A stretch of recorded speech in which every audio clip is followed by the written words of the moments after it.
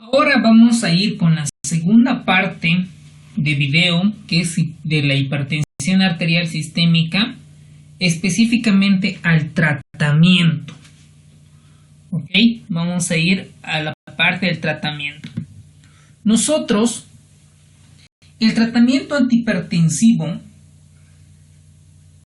produce una reducción del riesgo relativo del 50% de incidencia en falla cardíaca. Es decir, si yo tengo una presión arterial estadio 1 o 2, si hago un tratamiento y lo mantengo bajo control, tengo la mitad de porcentaje de no tener falla cardíaca. ¿Ok? 50%. Si yo reduzco el riesgo relativo para un accidente cerebrovascular, me voy a cuidar de un 30 al 40%, voy a tener, es decir, de 30 al 40% voy a evitar de tener accidente cerebrovascular. Y la reducción del riesgo relativo del 20 al 25% para el infarto agudo de miocardio. ¿Ok? Ahora, ¿todos deben realizar tratamiento no farmacológico? Sí, todos los pacientes, tanto prehipertensión, hipertensión estadio 1, 2, crisis de hipertensión, además, todos deben realizar tratamiento no farmacológico. Y ahorita lo vamos a identificar, el ejercicio, la dieta, la actividad aeróbica, etc. ¿Y cuándo vamos a dar tratamiento farmacológico? Cuando tengamos una presión arterial sistólica más de 140 y la diastólica más de 90 milímetros de mercurio. Ahora, cuando se refiere al tratamiento no farmacológico, se refiere a las modificaciones en el estilo de vida. ¿En qué consiste esto? Disminución de la ingesta de cloruro de sodio menos de 6 gramos día, dieta abundante en frutas y verduras, disminución se debe realizar la pérdida de peso, moderación en consumo de alcohol, actividad física aeróbica de 30 minutos día. Acá en el recuadro muestra, por ejemplo, cómo son las modificaciones en el modo de vida para controlar la hipertensión. La disminución de peso debe alcanzar y conservar un índice de masa corporal de menos de 25. Disminución de la sal de mesa en los alimentos, menos de 6 gramos de cloruro de sodio al día. Aunque hoy en día Estados Unidos recomienda menos de 2.3 gramos de sodio. Y hay otros como las fundaciones de Cuidando al Corazón hasta de 1.5 gramos día. ¿Okay? Adaptar el plan dietético de tipo dieta DASH, ¿no? Que contiene dieta abundantes en frutas, verduras, productos lácteos, en poca grasa, menor contenido de grasas saturadas y totales. Moderación en el consumo de bebidas alcohólicas. Para sujetos que consumen alcohol, es importante que ingieran menos de 2 copas día en varones y en mujeres menos o igual a 1 copa día en mujeres.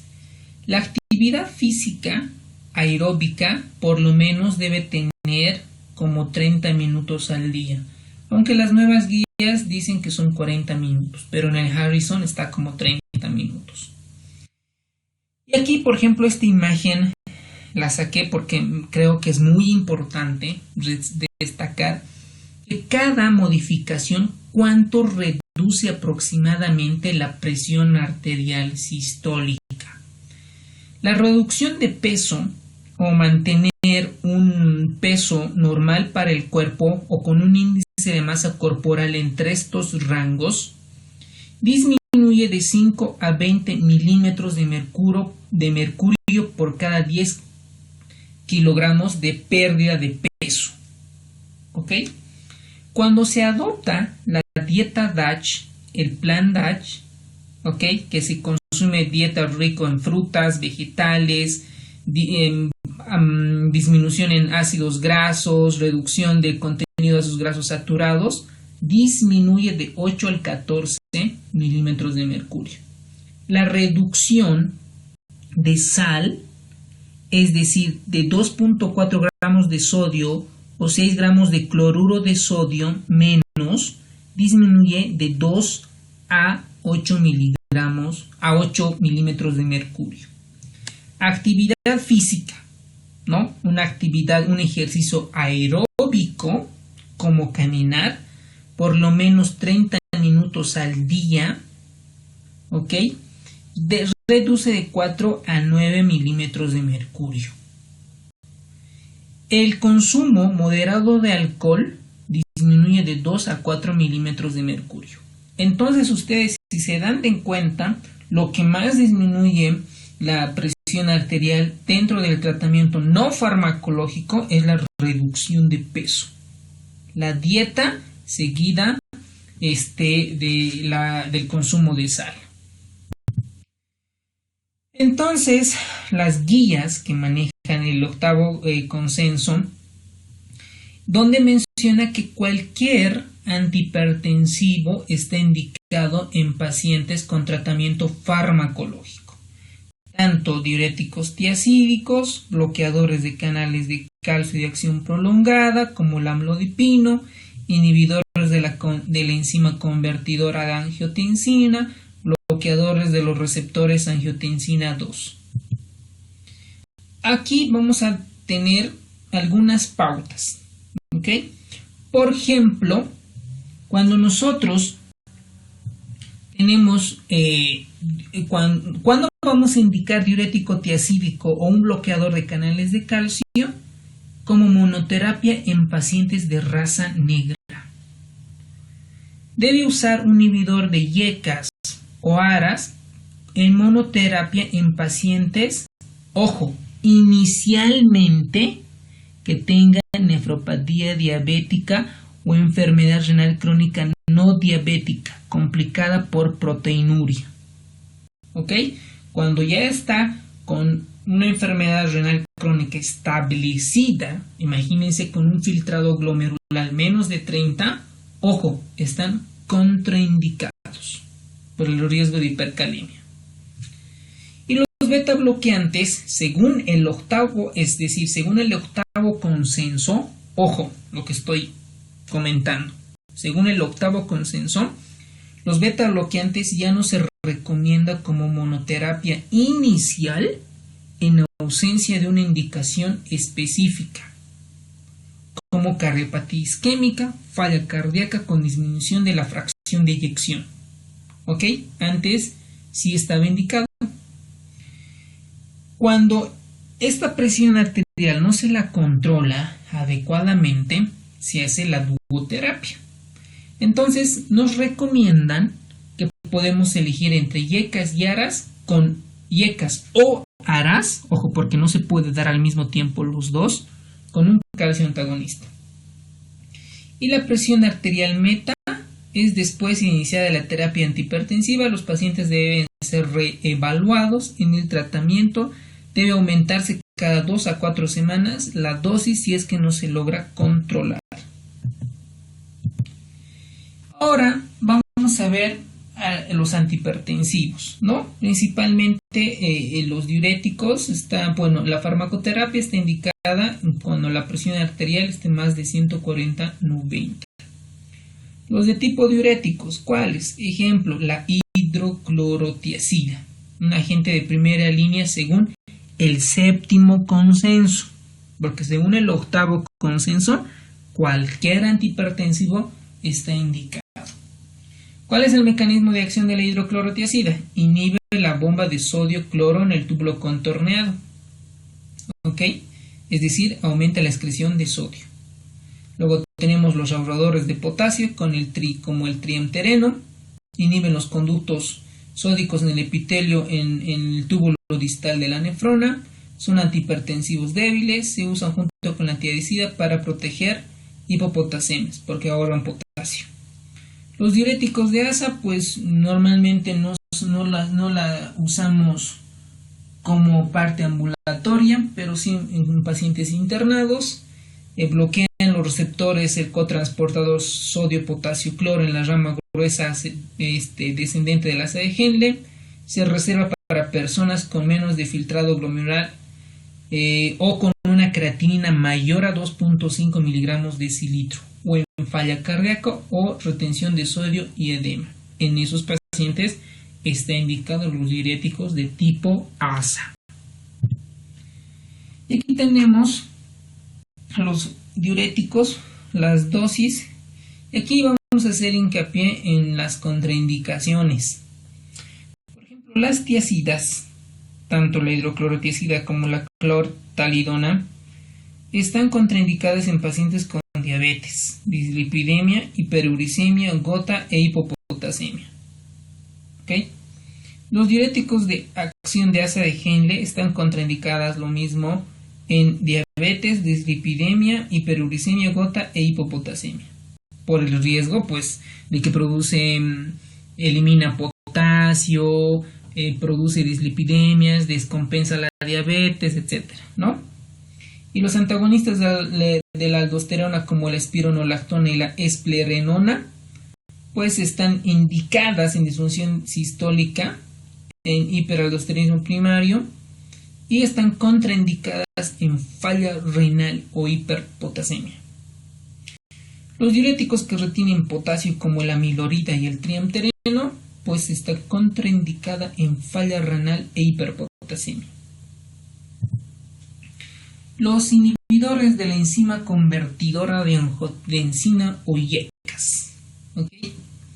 Estas, por ejemplo, un efecto colateral muy importante, ahorita vamos a ver esto, ¿no? Los IECAS disminuyen la producción de angiotensina 2, aumentan los niveles de bradicinina y aminoran la actividad del sistema nervioso simpático.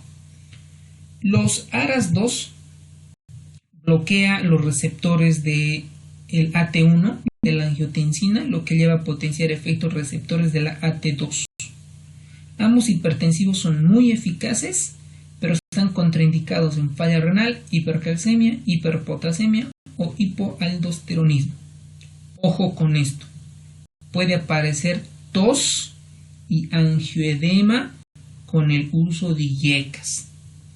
Ojo, si me viene un paciente con bronquitis crónica o con antecedente de angioedema, cuidado que nos ponga en un caso clínico.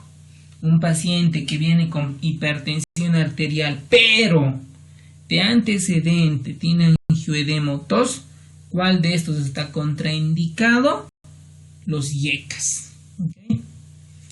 Entonces aquí vamos a hacer hincapié, ¿no? Tenemos dentro de los IECAS, lo que más se usa es el enalapril, ¿no? El enalapril, captopril y sinopril, y pues están indicados ulterior al infarto de miocardio, es decir, después, en síndromes coronarios con fracción de eyección pequeña, nefropatía, ojo, nefropatía inicial, ¿no? Porque cuando ya esté establecida están contraindicadas en estenosis de arteria renal y en embarazo y hiperpotasemia. Ustedes, pues, por fisiología básica, podemos entender las contraindicaciones, ¿ok? La falla renal y estenosis básicamente por hiperpotasemia, ¿no? Y los antagonistas de la angiotensina 2, como el losartán, el valsartán y el candesartán, están contraindicados igual en falla renal, lo mismo que en los IECAS. Los inhibidores de la renina, como el alisquiren, están indicadas en nefropatía diabética y contraindicadas en el embarazo. Los calcioantagonistas, como el nifedipino, está indicado posterior a un infarto de miocardio, está contraindicado en bloqueo cardíaco de segundo o tercer grado. Ojo con eso. Y los vasodilatadores directos, como la hidralazina, están contraindicados en arteriopatía coronaria grave por fenómeno de robo. Los antagonistas de la aldosterona, tenemos la espironolactona y la esplerenona, que pues básicamente sus efectos adversos son la ginecomastia, la impotencia y anormalidades menstruales. Los bloqueadores beta, ¿okay? Como tenemos ahí los cardioselectivos y los no selectivos y las mixtas. Los cardioselectivos, es decir, que solo bloquean los receptores beta 1 que están en el corazón. Tenemos el atenolol, el metoprolol, ¿ok? Están indicadas en angina, en disfunción sistólica, posterior a infarto de miocardio, que están contraindicadas en pacientes que tienen asma o EPOC, o bloqueo cardíaco de segundo o tercer grado. ¿Ok? Si viene un paciente que tiene hipertensión y en el electrocardiograma les muestran un bloqueo auriculoventricular de segundo o tercer grado y nos mencionan cuál está contraindicado o cuál no debemos indicar, son los bloqueadores beta. ¿Ok? Si un paciente viene con una frecuencia cardíaca de 40 y tiene hipertensión, no le vas a dar un beta bloqueante porque va a bajar peor aún la frecuencia cardíaca. Le darás un diurético u otro antihipertensivo o un calcio antagonista. ¿Ok? O sea, tú tienes varias herramientas para poder tratar la hipertensión, pero hay que saber cómo, cuándo, ver los efectos adversos y algunas comorbilidades si tiene el paciente. Como ustedes verán, es toda una ciencia, mucha sapiencia. Entonces, los bloqueadores betas, pues dentro de los efectos adversos está la hipotensión y la hipoglicemia. Los bloqueadores adrenérgicos alfa disminuyen la presión arterial al minorar la resistencia vascular periférica. No se ha demostrado que disminuye el amor y mortalidad cardiovascular, pero principalmente están indicados en feocromocitoma. Los simpaticolíticos, como la clonidina, la metildopa, la reserpina, la guanfacina, son agonistas alfa-2 simpáticos con acción central, disminuyen la resistencia periférica al inhibir la estimulación simpática centrífuga. Útiles en sujetos con neuropatía autonómica, efectos adversos somnolencia, querostomía, hipertensión arterial de rebote, hipotensión ortostática y disfunción sexual.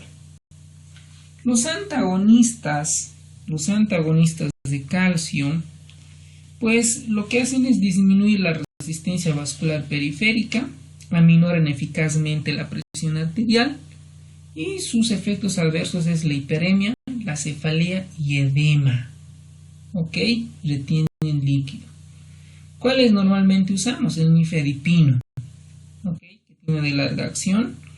Están indicadas posterior al infarto agudo de miocardio. Están contraindicados en bloqueos cardíacos de segundo y tercer grado. Luego tenemos los vasodilatadores directos, como disminuyen la resistencia periférica, activan mecanismos que definen la presión arterial, en particular el sistema nervioso simpático lo inhibe. Dentro de ellas tenemos la hidralacina, es un potente vasodilatador directo que intensifica la función del óxido nítrico produciendo vasodilatación. Se usa en sujetos con falla renal y refractarios a otros fármacos. Ahora, ¿cuál es el objetivo del tratamiento antihipertensión en la presión arterial? Tenemos, por ejemplo, para protección máxima cardiovascular, la sistólica menos de 135 y 140, la diastólica menos de 80-85 para pacientes cardiópatas. En pacientes con diabetes, enfermedad coronaria, nefropatía, riesgo cardiovascular es mantener una presión arterial menos de 130-80 milímetros de mercurio. La hipertensión resistente al tratamiento es cuando continúa con hipertensión arterial más de 140-90, cuando recibe 3 o más antihipertensivos. Dentro de ellos se la cataloga que debe tomar un diurético. ¿Ok? para catalogar como hipertensión resistente. La pseudoresistencia pues es porque no cumple su tratamiento, porque sigue comiendo comida chatarra, no hace ejercicio, etc. Y acá tenemos este cuadrito que es muy bonito para indicar, ¿no?, antihipertensivos en una comorbilidad, ¿no? Si el paciente tiene falla cardíaca sistólica, es decir, que tiene una fracción de eyección menos del 50%, está indicado darles YECAS o ARAs o beta bloqueantes, diuréticos o antagonistas de la aldosterona. Si es un postinfarto, está indicado un YECA o un beta bloqueante. Si tiene una enfermedad renal crónica, proteinúrica, pues está indicado YECAS o ARAs. Angina. Pacientes con angina, beta bloqueantes. Pacientes con FA, beta bloqueantes. Pacientes con FA controlada, beta bloqueantes. ¿Ok? En resumen, aquí los pacientes que tienen alguna afectación en el corazón, beta bloqueantes. Pacientes que tienen síntomas y otras comorbilidades, por ejemplo, pacientes que tienen hiperplasia benigna de próstata, está indicada un bloqueador alfa. Si tienen tremor esencial, es decir, un temblor fino, ¿no?, se pone nervioso, beta bloqueante. Hipertiroidismo, exoftalmos, taquicardia, diarrea, disminución de peso, bla, bla, bla, beta bloqueante. Migraña, beta bloqueante.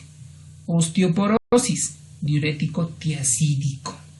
Síndrome de Raynaud, antagonistas de canales de calcio de tipo dihidropiridina. ¿Se acuerdan que el síndrome de Raynaud, pues, es cuando está primero, ¿no?, comienzan los dedos de la mano por frío o por otras causas a tener fases, ¿no?, de rojo a blanco, que ya vamos a ver en la parte de reumatología. Ahora, las contraindicaciones. Ojo con esto, y es posible pregunta de examen, por lo menos en nuestro simulacro lo es. Pacientes con angioedema, está contraindicado darles YECAS.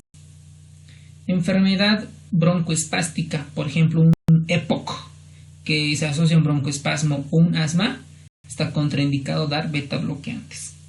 Pacientes con depresión, contraindicado dar reserpina. Enfermedad hepática, como una estetosis hepática, hepatitis, bla, bla, bla, está contraindicado dar metildopa. En el embarazo, contraindicado dar YECAS, ARAs e inhibidores de la renina. Y en bloqueos auriculoventriculares de segundo o tercer grado, contraindicado dar beta bloqueantes o antagonistas de los canales de calcio no dinopiridínicos. Pueden tener algunos efectos adversos y condiciones como la depresión, contraindicado beta bloqueantes, gota, está contraindicado dar diuréticos, hipercalemia, antagonistas de la aldosterona, YECAS, ARAs, un inhibidor de la renina.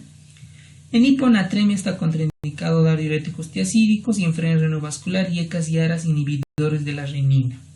Ojo, esto es muy importante porque nos van a preguntar como caso clínico. Y los objetivos del tratamiento, esto en el 8º consenso, por si acaso. La presión arterial menos de 140/90, igual que en la otra. Para la población en general, hipertensa menos de 60 años, o en pacientes con diabetes o enfermedad renal crónica o independientemente de la edad. Para pacientes ya un poco mayores, ¿no?, de 80 años o más, podemos tener el objetivo menos de 150 y 90. Un poquito más flexible, se podría decir, ¿no?